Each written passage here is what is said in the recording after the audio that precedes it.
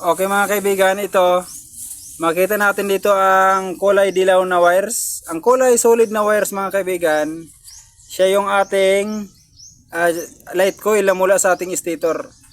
Pag i-deliver niya sa ating charger, paglabas niya ay magiging yellow na may stripe na pula.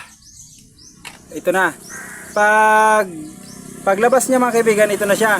So, yung wires na yan na may stripe na pula, siya yung supply ng ating headlight mga kaibigan. Siya yung supply ng ating headlight. So, ang ginawa ko para ma-battery operated natin ang ilaw, yung dilaw na may stripe na pula, pinutol natin. At ngayon, ito na siya ngayon. Tapos, para ma-battery operated ang ating ilaw, dito sa ating flasher, may makita ka dito ng kulay brown. Ito yung ating accessory wires.